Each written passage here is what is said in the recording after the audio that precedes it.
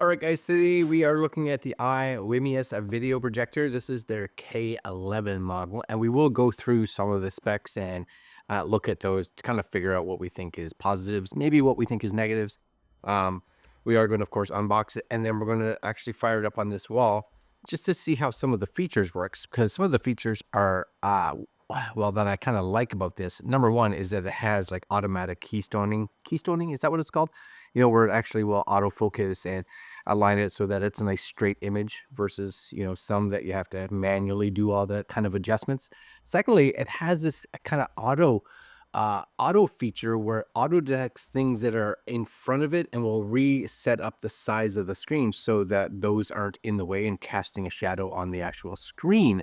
So I think that's cool. And where I'm going to be shooting this, it's not going to be a big screen by any means, but where I'm shooting it, there is, of course, another tripod stand here. I do have some computers on the desk over here. I have the camera that's here. So it really we'll be able to see just kind of how it projects and how it actually um, senses those items. But first, this is the box. I do like the fact that this is kind of a vertical oriented projector, which for me is new. It does have, as you can see, Dolby audio, some other kind of stats here on the back if that's of concern to you guys, and that's kind of it.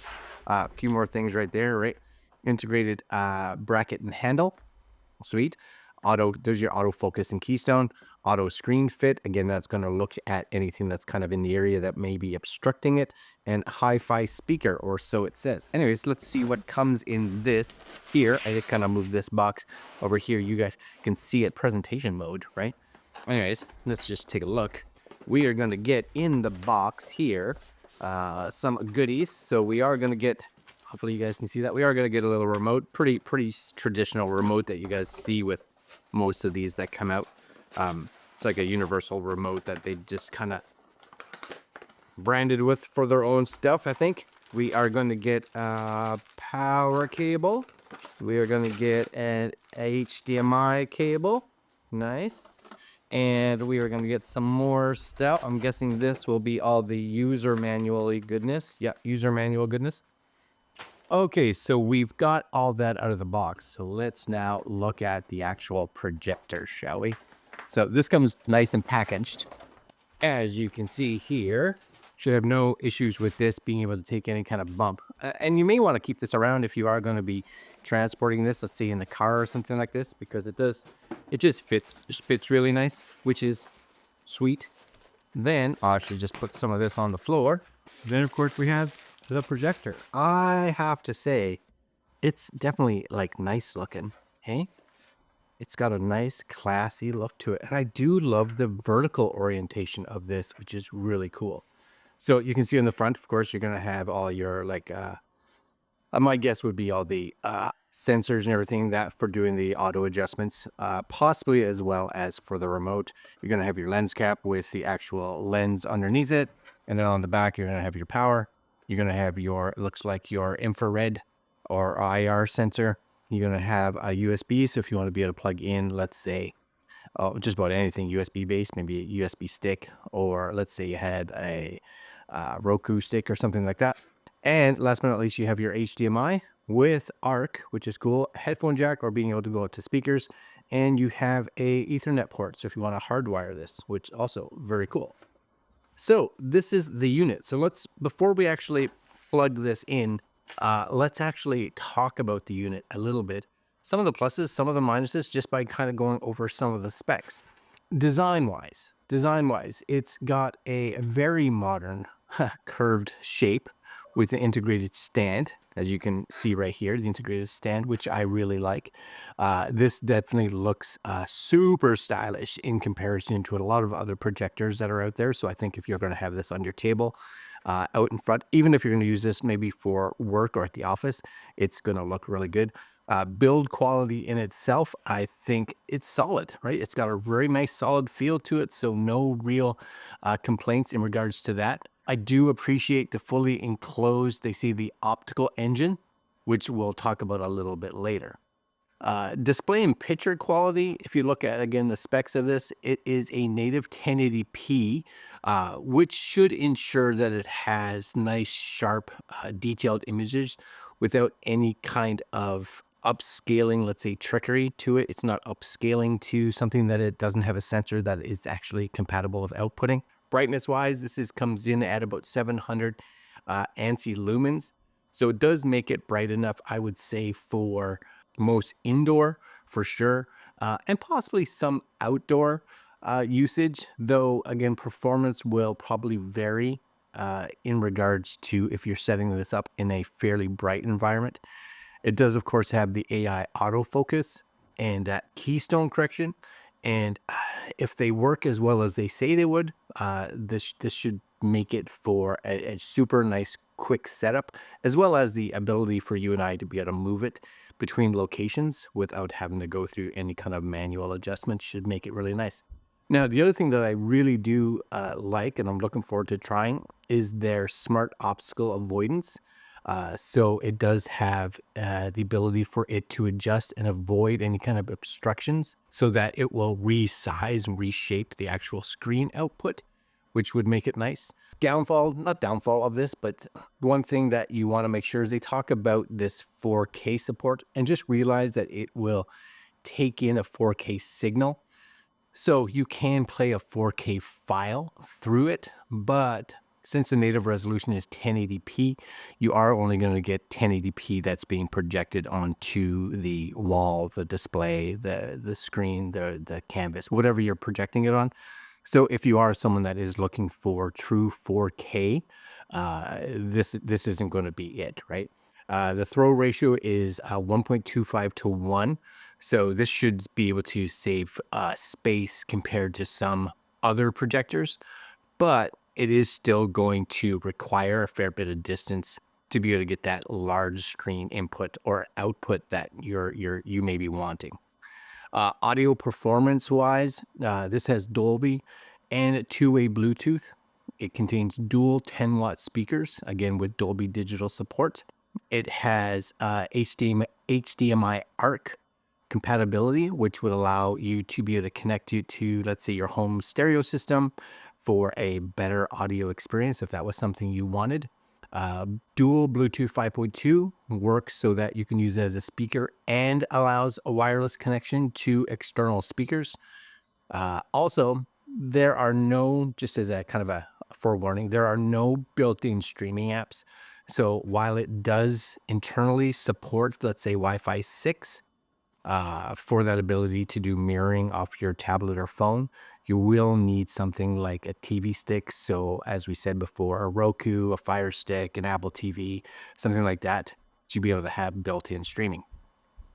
Connectivity and smart features. Again, we have that Wi-Fi 6. So that should allow smooth screen mirroring and low latency for casting from, let's say, your phone or your laptop. It has, again, that HDMI with ARC and CEC.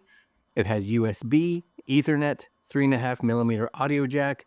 So this should make it nice and compatible with things like TV sticks, game consoles, laptops. And it does have a silent operation mode, which should make it nice and quiet, maybe even quieter than some other projectors, which would make it actually great for things like home theater, watching the movies. So they do talk about this internal optical engine, which will help with any kind of dust buildup and should help extend the actual lamp life. This would help, in general, help reduce things like any kind of maintenance that you may need.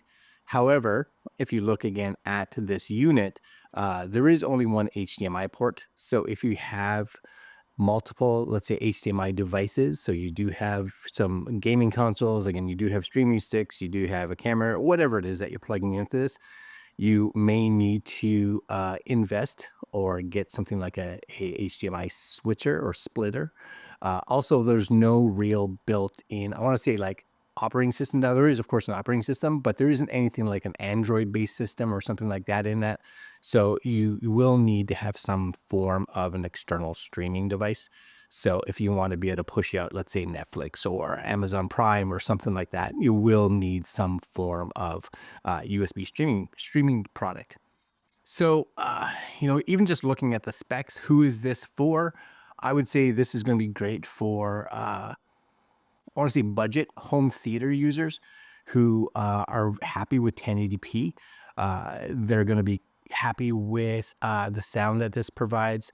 They're going to really like all the smart features that are in it. Also possibly good for gamers that are looking for a low lag, fairly bright display with, again, solid, connectivity, especially in regards to having Wi-Fi 6 and Ethernet. Outdoor movie nights, not again something that is maybe when it's still bright out, but when it gets dark, this would be great for those evening backyard movies. So it does have, again, the internal speakers, but you may want to be able to plug in, of course, a set of external speakers to be able to get a much better sound.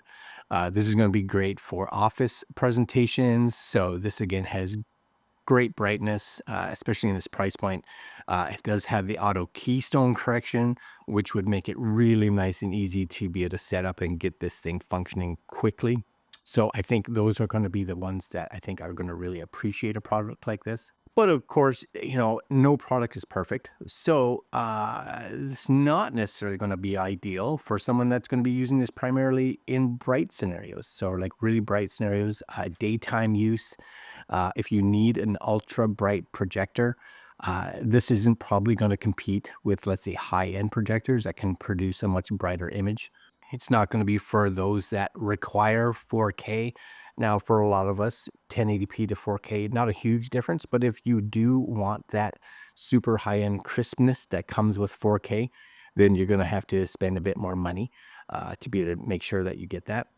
And someone that's kind of wants that complete all-in-one unit, so you don't need to plug in anything else, right? So if you are someone that wants an operating system, again, let's say someone that wants Android built into it so that you can just download and have Netflix or Prime or something like that installed on the device so that you don't have to carry around a streaming stick, then that may be something that you want to consider a different unit for as well. But for a lot of us, we have those already. So that's not even if you don't, really, they're not huge investments, especially if you don't need the 4K version of them. 1080p versions of, let's say, a Roku stick, you can pick those up for 20, 30 bucks. So not a huge investment to add to the price tag of this.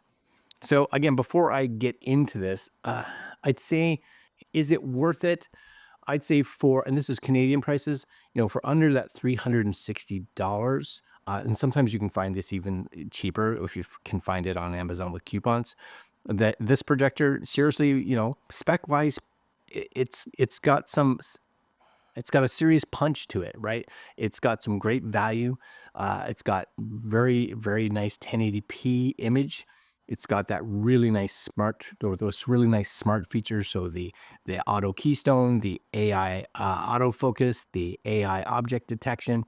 It comes with Dolby Digital speakers. It comes with Bluetooth connectivity. The big thing for me, again, is those smart alignment features. I think that's fantastic, especially in this price point. So I think those are like highlight features of this projector. But if you are going to be using this, again, in a dimly lit room, or you want to be able to use it outdoors before the sun goes completely down, then you may want to look at something that is a bit brighter. If you are going to be someone, again, that wants that integrated OS, so you don't have to carry around those extra streaming sticks, then you may want to look for something, again, that has that incorporated in it. And lastly, for me, which is, actually a fairly big one, is that it only has the one HDMI port. So if you are someone that wants to be able to plug in your streaming stick, you want to be able to plug in your laptop to it, you want to be able to plug in your gaming console, etc., then I think you may want to look at something. Now, that doesn't make this a don't buy. It just means that you may need to have or invest in some extra peripherals that you kind of have to carry around with it. Again, is it expensive to buy a Roku stick? No. Is it expensive to buy a HDMI splitter? No. Is it extra? Yeah. Just be aware of it, right? So I do think this is a fantastic, out of the box, before I even really look at it, spec-wise, I think it's a great budget-friendly projector, which have some amazing features, especially in its price point. So what we're going to do now is I'm going to hook this up, fire it up on the wall, and just take a quick look. All right, guys, so we have this all set up here. Got my little Insta360 camera shooting at the wall so you guys can see it. This is up here, and it's actually on an angle so that the autofocus in the keystone has to kind of kick in a little bit just to shine up there on the wall. I have my tripod stand right here. I have some computers there, so we'll kind of see what this does. And I have my remote plugged in to kind of go. It does have a little button on the top here, right here. We just turn this on and see how this goes. So, of course, what it'll do is it has to go through its boot up before it starts its autofocus and keystoning. Actually, I think it might have just done it right there. We'll see in a second. Now, the fan, when it's on normally, is actually, you know, quite loud, but I do believe it has a quiet mode. So we'll see how that is once it boots up here. There it is. See, you can see the little autofocus checkers kicking in here. That looks fantastic. You know, awesome. As you can see here, I do have my remote, so you can kind of flick around with this. Now, you have to kind of be on the front for this. If you're behind it, oh no, it still works on the back, so that's good. So you do have your HDMI, you have your file manager, your documents. If you do want to go in and change, let's see, the theme, things like that, you'll have a couple there that are set up. So I kind of like this one. We'll just kind of set that one up nice. We have our settings here, of course. So your Wi-Fi switch, Bluetooth. So if you want to be able to hook in, let's say, Bluetooth speakers or something like that, you can. This is going to be your signal. All your autofocus stuff that are there. Smart screen avoidance. So by default, as you can see, these aren't actually turned on. So let's actually turn those on. Smart screen fit, turn those all on, right? Image quality. You can go in and play around with this as well. Sound, right? So if you want to have a tone show up, you could, as well as your sound mode. So I just have mine on standard, but you can play around with whatever. You should have a back button, I would think, on here as well. There we go. In general, your language, power mode, screensavers, and your about. You do have the ability to upgrade. I'm not going to be doing that, but I would think that you just go to their website to be able to pull that. Again, if you want to connect this to Wi-Fi, my guess would be we could. So you actually see, it sees a couple here. I'm going to actually connect this so that we should. Actually, I'm not even going to bother. But you know, you can connect this, which is good. All right. So coming back here now, I'm curious if I actually turn this way. Yeah, you'll see it start to readjust again because I have this light stand in the way. See it there? Yeah, it actually shrunk the screen down a little bit. So it shrunk it so that the shadow of the light stand didn't kick in. And if I spun it this way back again, you'll see it readjusts. And okay, that's pretty sharp. That's all right. I like that. Now I do have, because I wanted to be able to see if this would work, I do have a USB stick. Again, you guys may actually prefer to do this with, let's say, a streaming box, right? Roku or something. But I put one of my YouTube videos on here. So we're just going to plug this in the back. I'm wondering if something will show up on the actual screen, because you do have a file manager, which would be what I would hope that this would come up as. We'll find out. File manager, let's see. Please connect mobile disk to device. Pretty sure I did. Let's just make sure. It has my device, but it doesn't seem to. Let's see, show short length, display mode. Yeah, we got all this sort type. It doesn't seem, I wonder if HDMI, can I change it to something else? So it's looking through the HDMI port, which of course I don't have anything plugged in. So there's nothing there. Again, file manager, documents, anything. Just seem to have this exit here. So let's try this. I'm going to reboot with the USB in it to see if it detects it. One sec. Now, the other thing that may be is that I may need to see what format this actual USB stick is in and what format this requires. So it may not see it because it is flashing. It shows that it has power. So the USB stick is flashing. We're just going to see if maybe it's a format issue. So let's kind of go back. Oh, it's doing this. Must do this every time it boots up, which is good. Yeah, my guess is it's formatting. So give me 2 seconds. I'm going to format this stick and I'll be right back. Okay, so I connected it again. This time I actually had the USB stick formatted in a FAT format as it wasn't before. So as you can see, it is showing up on the screen, which is great. So now we should be able to click on that. And there we go, right? We have all of our stuff on there that we had before. So this was some stuff I did as some gameplay capture. And the speakers, you know, not bad. Let's just see if I can crank those up. Yeah, they sound decent. They're not going to be a substitute for, of course, external speakers by any means, but still pretty good. Nothing wrong with that. And you guys can again see this. And I think, you know, for a lot of people, 1080p is plenty. Anyways, let's just see when this loads up here. Yeah, so, you know, if I think you were in, let's say, a small room or a dorm room or something like that, this would be a fantastic way to play some games. Nice. So also, of course, if you wanted to be able to just watch some videos, of course, this is a video that I just put on. All right, guys. So we are in the slingshot and our friends over, and it's actually quite like the low end out of it, actually quite good. It's a bunch of stuff for us to try to mount their quad lock system. Yeah, in the slingshot. That's all right. Nothing wrong with that at all. And then last but not least, of course, you do have that ability. Of course, it has this quiet mode, which I'm curious if I turn that on. Yeah, it's quieter. It does a few things. Like you see the screen dim a little bit when you go into quiet mode. So definitely quieter for sure. I'm not going to say it's quiet, but quiet enough. I don't think you would notice it if you were playing something. So if I went back in here and turned this back on, would you notice it? Action base, which should hopefully become useful. Still here, but not too bad. You guys can see the wireless charger. Yeah, I think that's okay. That's okay. Let's just see one more time here. I'm going to actually just turn on my Steam Deck and actually see if we can get this coming through the HDMI port just to make sure that's functioning okay. And again, this isn't in a, you know, we got a lot of lights in here. So this isn't in a dark room by any means. So I think in light like this, it's actually pretty good. All right, here we are, right? So yeah, I think if you're playing stuff at home, this would be a fantastic way to play some stuff. We'll just bring up something real quick here. Now, in this one, of course, is only coming through at 720p because that's all that the Steam Deck can actually push out. So this can actually push out 1080, so higher than the Steam Deck can actually do. Starts 30, 4 left opens 50, keep right to a jump, maybe, into 6 left, good luck.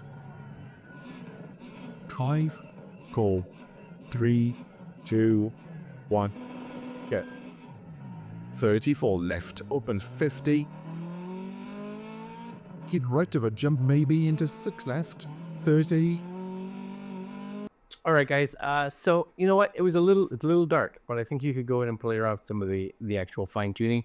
And again, if you're playing this in a darker room, it should be okay.